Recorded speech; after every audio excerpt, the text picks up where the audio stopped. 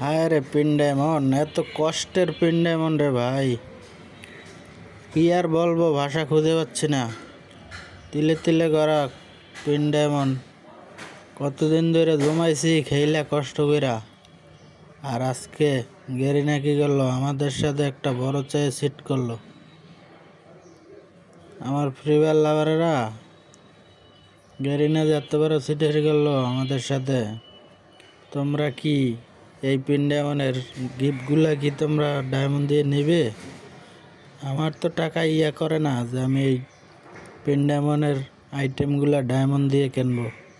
তাহলে আমার পিন্ডেমনের আইটেম দিয়ে লাভ হইল কি? পিন্ডেমন দিয়েও বা লাভ হইল কি? তোমরা